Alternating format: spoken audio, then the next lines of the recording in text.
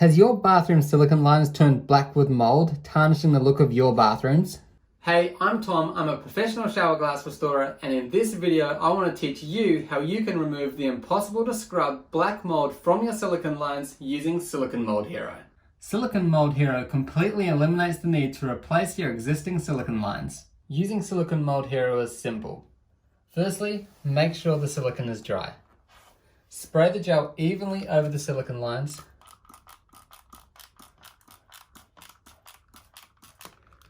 The clear gel spray will apply wet, but then set hard over time, forming a thin layer on top of the silicone sealant.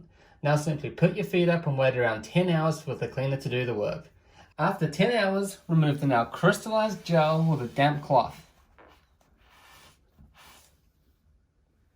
This is the exact silicone mold remover we use in our own shower glass restoration service company that has saved us hundreds of hours removing and replacing old moldy silicone lines. Now, for the first time, we are putting this clever black mold remover in your hands. So if you're tired of the black mold tarnishing the look of your silicone lines, why not click the link somewhere on this video and learn more about Silicone Mould Hero today.